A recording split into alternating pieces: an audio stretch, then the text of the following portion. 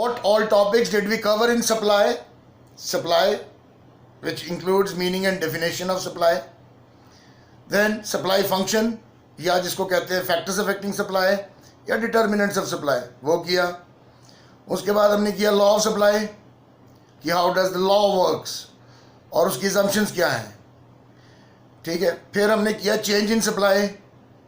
Change in supply में extension contraction एक तरह का चेंज और इंक्रीज डिक्रीज दूसरी तरह का चेंज. फिर एक टॉपिक हमने किया था एक्सेप्शंस या limitations of law of supply, कि वो वर्क सर्कमस्टांसेस जहाँ पे law of supply does not apply या it does not work as a law, वो सर्कमस्टांस एग्रीकल्चर प्रोडक्ट जैसे बताया था. ये टॉपिक हम पिछले 2 क्लासेस में किया हमने. कल हम कर रहे थे प्राइस इलास्टिसिटी ऑफ सप्लाई.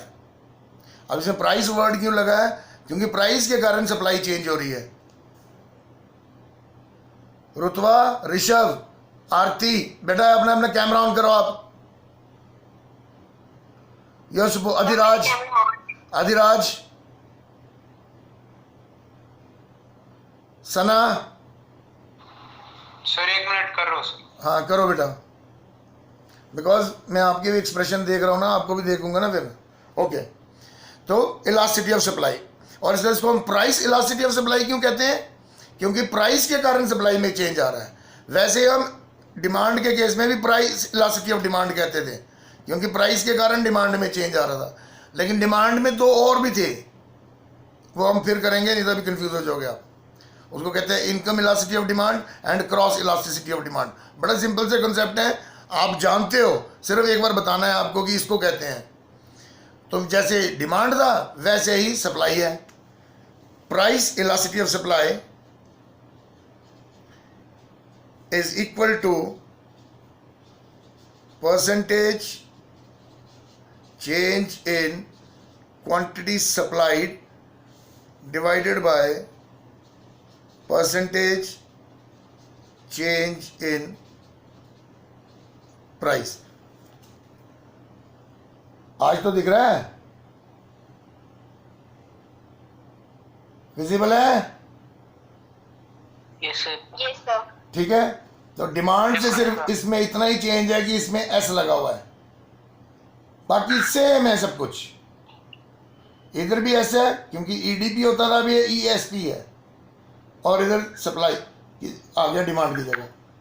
अब इसी से आप डेफिनेशन बना लो. इसकी डेफिनेशन बनाते टाइम क्या लिखना है इसको? Price elasticity of supply measures percentage change in quantity supplied due to percentage change in price. इसी से आप डेफिनेशन को डिराइव कर लो, ताकि डिमांड और सप्लाई में एक जैसा ही रहे और आपको कोई प्रॉब्लम ना हो. ठीक है. फिर सेम डिमांड की तरह अगर हम इसकी डेरिवेशन बनाए, कल लिखवाई थी वैसे मैंने आपको, मैं फिर से बता देता हूं कि अगर जो पहली लाइन है percentage change in quantity supply, किसी भी जानकारी को अगर आपको परसेंटेज में कन्वर्ट करना है, जैसे आपको क्वेश्चन में दिया हुआ कि सप्लाई पहले 100 थी अभी 120 होगी, लेकिन आपको परसेंटेज में कन्वर्ट करना है जैसे हम डिमांड में करते थे, तो उसके लिए आप करोगे delta S divided by S into 100. वैसे ही अगर प्राइस को चेंज करना होगा परसेंटेज में, तो delta P divided by P into 100. ऐसे ही करोगे ना. मैंने इसका बड़ा क्लियर सिस्टम बताया था आपको. सिस्टम यह बताया था कि किसी भी चीज का चेंज निकालना हो, पहले तुम्हारा कद था 5 फुट 6 इंच, अब हो गया आपका 5 फुट 11 इंच. तो ऐसे ही निकालोगे कि कितने परसेंट बढ़ा है कद, कितने का चेंज आया, डिवाइडेड बाय ओरिजिनल इंटू 100, तो परसेंटेज में आ जाएगा आपका. तो चाहे सप्लाई को कन्वर्ट करना हो, तो चाहे प्राइस को कन्वर्ट करना हो, ये तरीका है. अच्छा, इसमें 100 कैंसिल हो जाएगा, इसको ऊपर लेके जाएंगे और फिर क्रॉस मल्टीप्लाई करेंगे, तो फाइनल फॉर्मूला हमारा ये बनता है.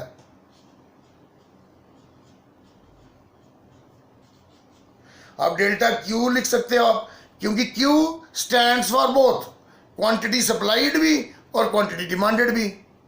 अगर आप वही फॉर्मूला रखना चाहते हो वैसा लिख लो, नहीं तो इसके केस में नहीं तो डिमांड में क्या फॉर्मूला था, delta Q by delta P into P by Q, यही था ना फॉर्मूला। तो अभी भी वही रहने दो। हम इस बारी इस क्वेश्चन में क्यू को क्वांटिटी सप्लाइड मान लेंगे, नहीं तो आप चेंज कर लो, ऐसा कर लो, delta S by delta P into P by S, Q की जगह ऐसे लिख लो, ऐसे, ये जो बॉक्स में है।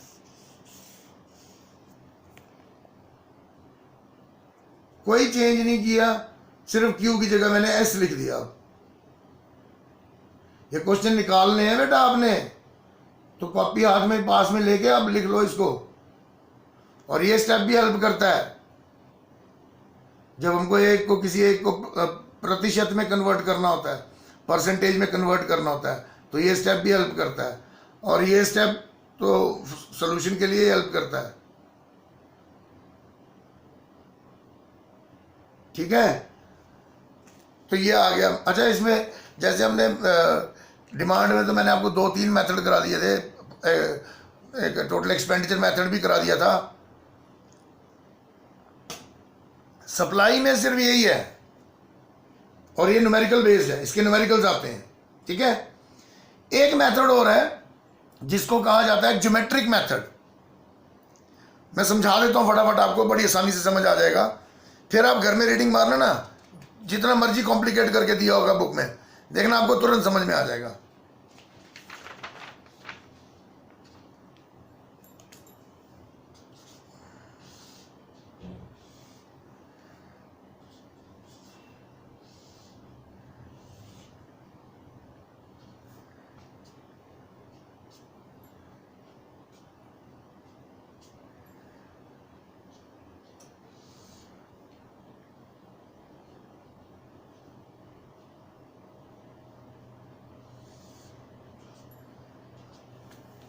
इस तरह के सप्लाई कर्व हो, अगर जैसे पहला सप्लाई कर्व ये है, और सप्लाई कर्व अगर एक्स एक्सिस को इंटरसेक्ट कर रहा है, देखो ये होता है ना वाई एक्सिस, ये होता है x axis. If supply curve is intersecting X axis, मतलब उसकी स्लोप ऐसी है कि वो एक्स एक्सिस को कट रहा है, इंटरसेक्ट कर रहा है, तब elasticity of supply is less than 1 या लेस इलास्टिक।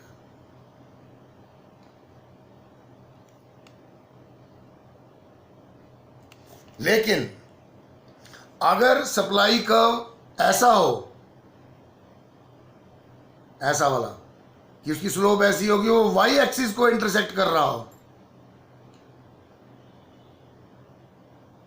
पहले वाला देखो एक्स को कर रहा था, उसकी स्लोप ऐसी थी कि वो एक्स एक्सिस को इंटरसेक्ट कर रहा था, लेकिन ये वाला इसकी स्लोप ऐसी है कि ये वाई एक्सिस को इंटरसेक्ट कर रहा है, तब elasticity of supply is more elastic. Book में आपको ऐसा ही दिया हुआ है, लेकिन अगर आप क्लासेस आप मेरी सही से पढ़ रहे हो, तो मैंने आपको बताया था स्लोप का मेन फैक्टर होता है, it is all about slope. इसमें देखो स्टीप स्लोप है, ऐसी स्लोप है, लेकिन इसी को नीचे ले जाने से ऐसी नहीं है, ये ऐसे है, इट इज मोर जेंटलर। और स्लोप जेंटल होने का मतलब हो गया, ये देखो इतने प्राइस पर इतनी सप्लाई थी, इतना ज़्यादा प्राइस बढ़ा, लेकिन सप्लाई इतनी सी बढ़ी। देखो पहले वाले केस का ये मतलब है कि इतना ज़्यादा प्राइस बढ़ा, लेकिन सप्लाई थोड़ी सी बढ़ी, मतलब percentage change in supply is less then percentage change in price. इसी वजह से ये लेस इलास्टिक है। उसने तो इसका नाम दे दिया ज्योमेट्रिक मेथड, कि ये ज्योमेट्रिक मेथड है। और ज्योमेट्रिक में भी उसने एक्सप्लेन नहीं किया होगा, आप बुक्स में देख लेना। When the supply curve, the slope of supply curve is such that it is intersecting X axis, then the supply is less elastic. और कभी आपको डिफिकल्ट करने के लिए वो ऐसा पूछ ले, वाई इट इज डिफिकल्ट, और sorry why it is less elastic, तब आप लिखोगे because in such slopes we can see that percentage change in price is more, वो ज्यादा है, and percentage change in price और डिमांड और sorry supply is less. Percentage change in supply is less whereas percentage change in price is more. तो फॉर्मूले में लिख लो, आप कोई भी वैल्यू डाल लो. ये था ना हमारा परसेंटेज वाला फॉर्मूला. हम बोल रहे हैं percentage change in supply is less, कोई भी लेस वैल्यू डाल लो 4. और percentage change in price is more, price में ज़्यादा चेंज आ रहा है, कुछ भी रख लो, 10 लिख लो, तो आंसर तो 0.4 आएगा ना, तो लेस ही आएगा वो. तो ज्योमेट्रिक मेथड के according when the slope of supply curve intersects x axis then supply is less elastic, whereas when the supply curve intersects y axis, ये वाला केस y axis को इंटरसेक्ट कर रहा है, look, then supply is more elastic. क्यों? देख लो draw करके.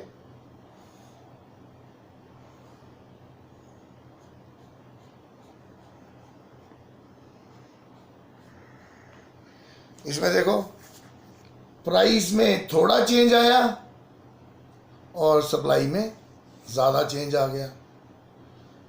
मतलब percentage change in supply is more than the percentage change in price. That is why elasticity of supply is more elastic. और तीसरा केस है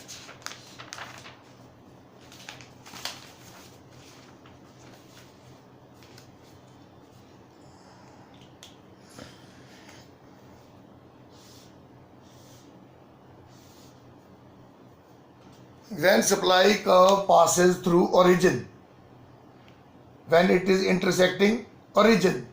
एक था x एक्सिस को इंटरसेक्ट करना, एक था y एक्सिस को इंटरसेक्ट करना, और एक आगे ओरिजिन से पास थ्रू होना.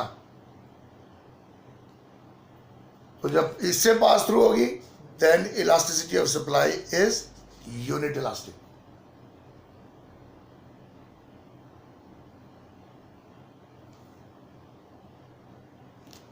क्यों? ड्रॉ करके देख लो, समझ में आ जाएगा क्यों.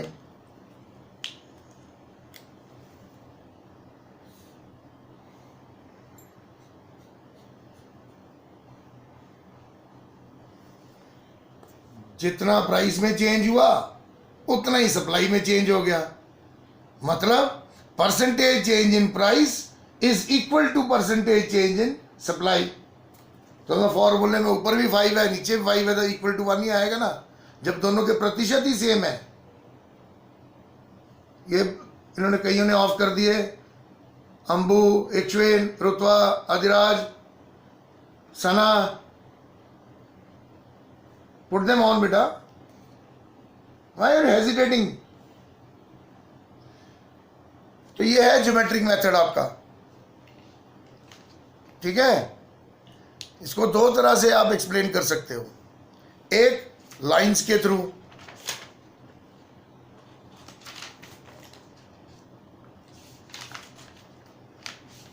एक तो इस तरह से. When according to geometric method elasticity of supply depends upon the slope of supply curve. There can be 3 possible cases. कैसे लिखना आंसर वो बता रहा हूं मैं आपको कि how geometric method is used, या explain elasticity of supply according to geometric method. ठीक है, तो आपने लिखना कैसे है. According to geometric method elasticity of supply is determined on the basis of slope of supply curve. There can be 3 possible cases. Case 1 ये बनाओ. if supply curve has a steep slope and the supply curve intercepts x-axis, in such case elasticity of supply is said to be less elastic or less than 1. Case 2, if supply curve intersects y-axis, अगर y-axis को intersect कर रहा है then supply, elasticity of supply is said to be more elastic. और third case ये वाला, if the slope of supply curve passes through origin, ये origin से pass through हो रही है, then elasticity of supply is said to be unit elastic. ये है ज्योमेट्रिक मेथड के तीन आपके केसेस. अब अगर हम डायग्राम्स, डिग्रीज, एक तो मैंने आपको कल ये बताया था कि कंबाइंड डायग्राम आप ऐसा बना सकते हो. If you want to, you can show all degrees of elasticities in one diagram.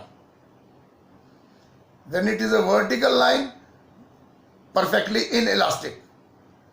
When it is, फिर उसको हल्का हल्का ट्विस्ट करते जाओ, थोड़ा सा राइट में ट्विस्ट किया लेस देन 1, और थोड़ा सा ट्विस्ट किया कर्व को तो इज इक्वल टू 1, फिर थोड़ा सा और ट्विस्ट किया ग्रेटर देन 1, और जब वो पैरेलल आ जाएगा then it will be equal to infinite value.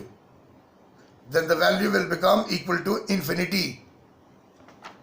But अगर आप ऐसे नहीं करना चाहते और आपको एग्जामिनर ऐसे नहीं पूछता, he asks you the cases individually.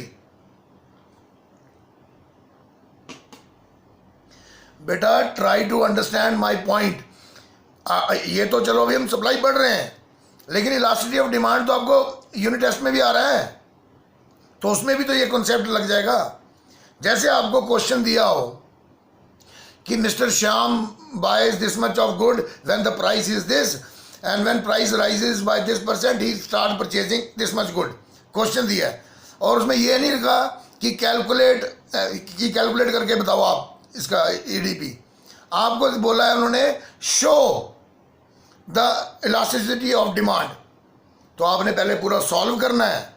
Solve करने के बाद मान लो आपका आंसर आया 0.8 एंड 0.8 इज लेस देन 1, आपको लेस इलास्टिक वाला कर्व बनाना है, तब आप बनाओगे लेस इलास्टिक कर्व, फिर आप दिखाओगे. Hence the elasticity of demand is less than 1, consequently the percentage change in demand will be less than the percentage change in price. आप इस तरह से शो करोगे. तो डिग्रीज का ये रोल भी होता है. Let me show you real quick way. Price, quantity supplied.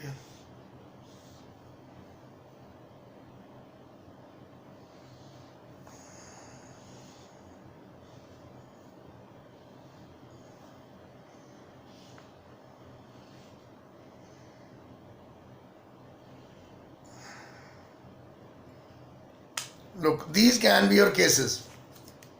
पहला तो ये आ गया, ये तो डिमांड में भी ऐसा था, सप्लाई में भी ऐसा ही रहेगा.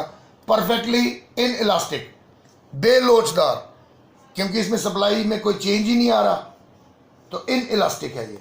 तो इसको आप लिखोगे elasticity of supply is equal to 0, ऐसे लिखोगे. फिर आ गया सेकंड केस, ये वाला तीखी ढलान, तीखी एकदम स्टीप स्लोप, ड्रॉ करके भी देख सकते हो.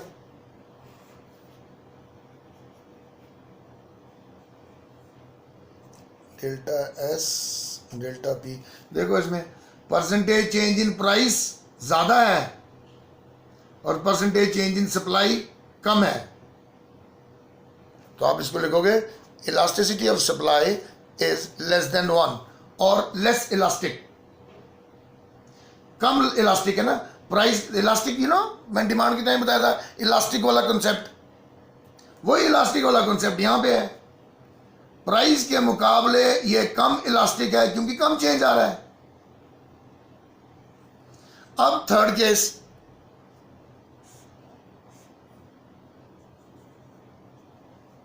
जितना प्राइस में चेंज आ रहा है उतना ही सप्लाई में चेंज आ रहा है. मतलब percentage change in price is equal to percentage change in supply. इस केस को आप लिखोगे elasticity of supply is equal to 1. फिर चौथा केस है,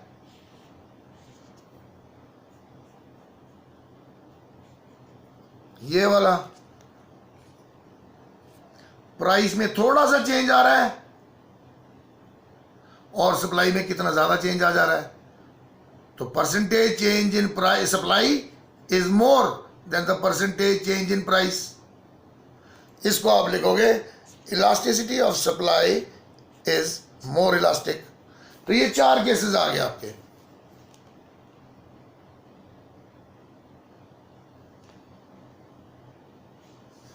पास से दिखा देता हूं।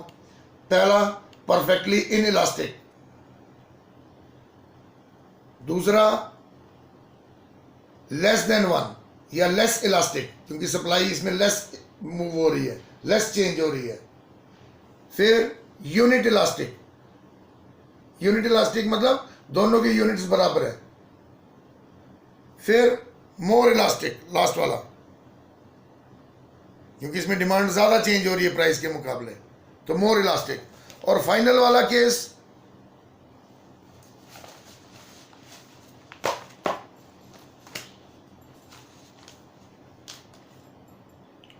वो तो डिमांड में भी वैसा था, इसमें भी वैसे ही रहेगा।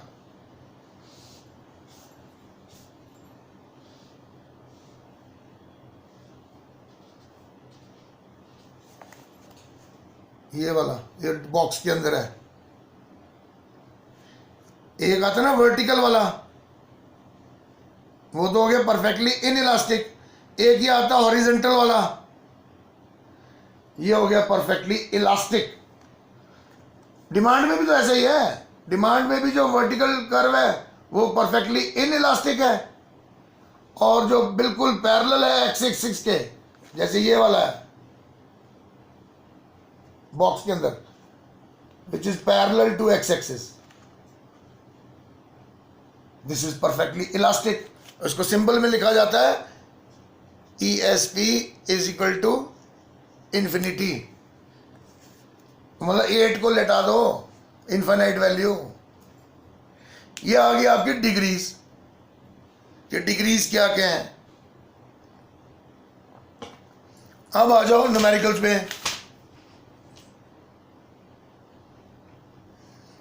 मैं दूंगा या पहले मैं करके दिखाऊं?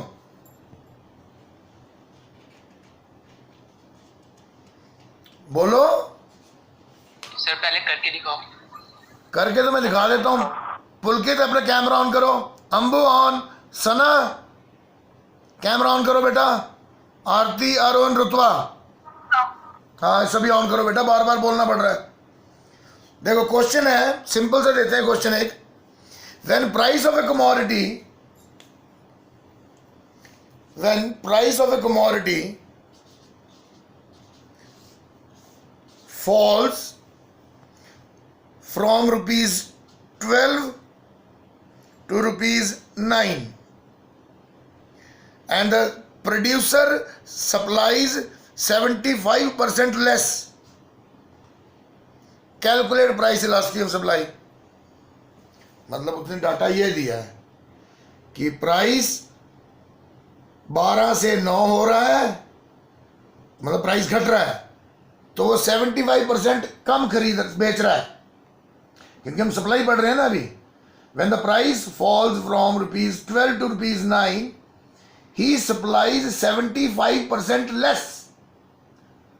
ये इसने क्वेश्चन डाटा दे दिया। अब बोल रहा है कि इलास्टिसिटी निकालो, तो याद करो, ये देखो ये थे ना 3 स्टेप।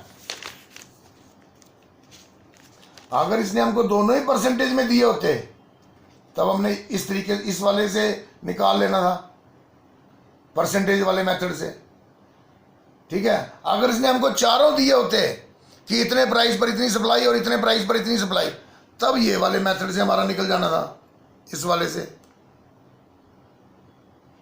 लेकिन इस क्वेश्चन में इसने क्या चालाकी की है, इसने एक डाटा तो दे दिया हमें प्राइस का कि 12 से 9 हो रहा है, लेकिन दूसरा परसेंटेज में दे दिया। तो हम परसेंटेज में जिसको नहीं दिया उसको कन्वर्ट कर सकते हैं ना इस स्टेप से। अब प्राइस दिया है 12 से 9, ठीक है, तो ये वाला मेथड लगा के हम परसेंटेज में कन्वर्ट कर सकते हैं। डेल्टा P/P इंटू 100, तो प्राइस हुआ है 9 से 12, तो डेल्टा मतलब कितने का चेंज आया? चेंज आया 3 का, डिवाइडेड बाय ओरिजिनल, ओरिजिनल कितना था, पहले वाला प्राइस कितना था, 12 रुपये इंटू 100। काटना इसको कोई एक बंदा, पहले ये समझो या कैसे किया है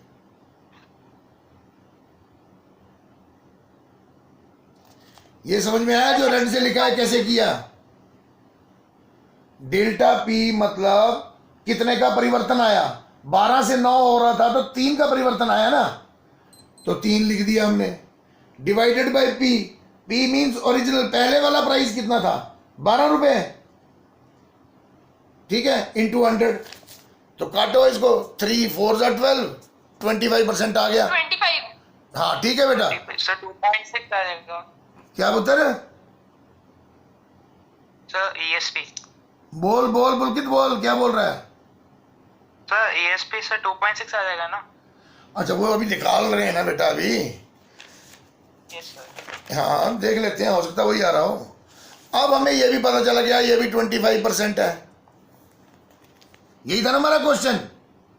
मैं फिर से बोलता हूं, जिन्होंने ध्यान से नहीं देखा वो अब देख लो। क्वेश्चन था कि जब when the price of the commodity is ₹12, sorry, price of the commodity falls from ₹12 to ₹9, he supplies 75% less. ये क्वेश्चन था। तो सप्लाई का तो डाटा उसने परसेंटेज में दे दिया था, प्राइस का हमें 12 से 9 दे दिया, तो हमने इसको भी परसेंटेज में कन्वर्ट कर लिया। वो किया, कितने का चेंज आया, delta P divided by P means original वाला पहले वाला प्राइस कितना था, इनटू 100, तो वो आ गया 25%। तो बस अब तो निकल गया। फॉर्मूला है हमारा, elasticity of supply is equal to percentage change in quantity supplied divided by percentage change in price. Sir 3। 25 3 आएगा ना बेटा, 2.5 कैसे आया आपका। सर 3 आएगा। तो 3 इज ग्रेटर देन 1। सर 3 है। हाँ बेटा हाँ, yes sir. 3 is greater than 1, तो आप लिखोगे therefore elasticity of supply is greater than 1 या मोर elastic. Therefore ESP is greater than 1 या ब्रैकेट में लिखोगे मोर इलास्टिक।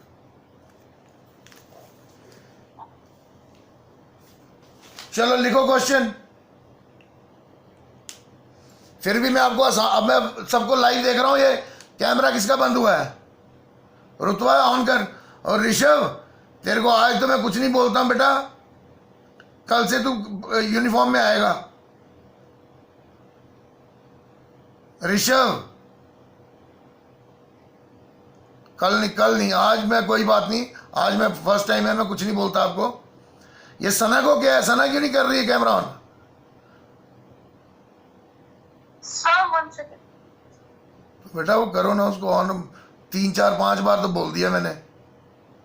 आरती ने भी नहीं किया है।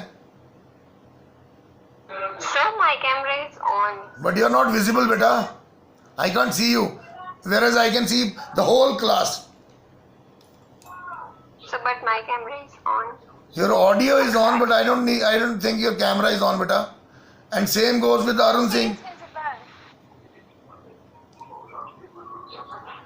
Okay, fine. Now, Sana, your camera is not on, beta. Same pattern का क्वेश्चन दे रहा हूं ताकि आसानी से निकले। लिखो, price of the good rises from ₹10 to ₹12 per unit. Price of the good rises from ₹10 to ₹12 per unit.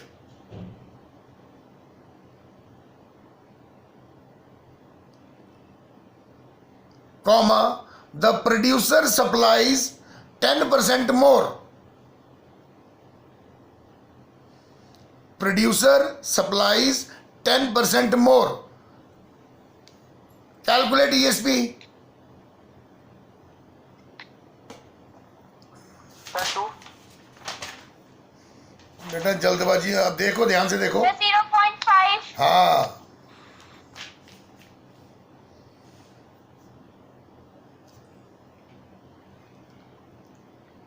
किसने निकाला ये,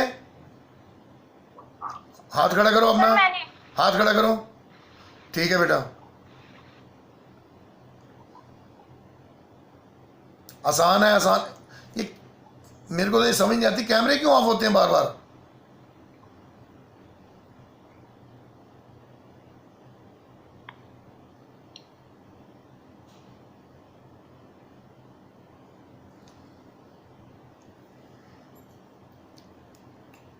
लड़कों निकालो। 0.5। गुड। 0.5 हाँ पुत्र, शाबाश शाबाश, ठीक है। 0.5। ठीक बेटा, 0.5। ठीक है ठीक है ठीक है।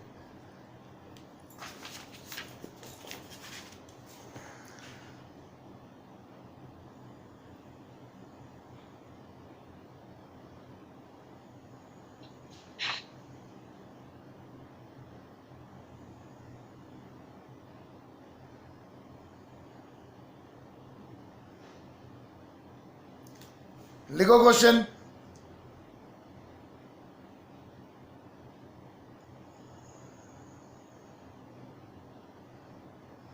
मैं फिर भी अभी पहले आसान ही देता हूं, नहीं तो फंस जाओगे।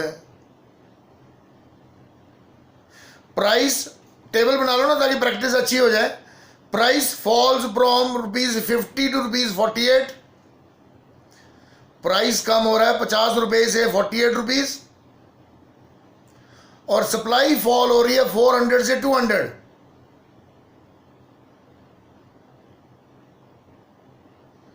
सप्लाई फॉल हो रही है 400 से 200। निकालो जरा ESP।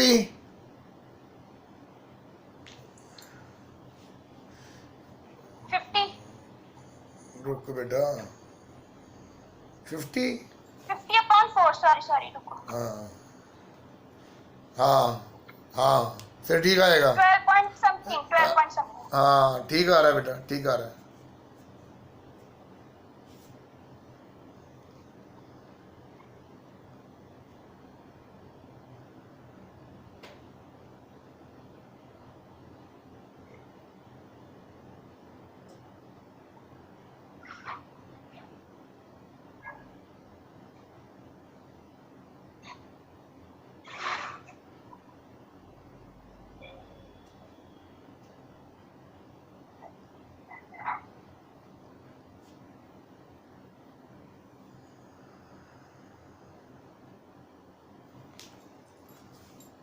बेटा यहाँ पे एक ऑप्शन है लैपटॉप में, ये भी आती है, रिमूव फ्रॉम मीटिंग। सर इसका आंसर क्या था?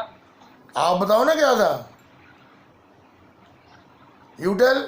सर 5/4। 5/4 नहीं बेटा, 50/4 आएगा। नहीं, हाँ 50/4। अच्छा 12.5। Sir sorry 50/4। हाँ 12.5। हाँ पुत्र, ठीक ठीक है ठीक है। चलो इसको करना आज आप, कल हम इसी को करेंगे। We will continue with this. इसके न्यूमेरिकल्स कल हम थोड़े से और निकालेंगे।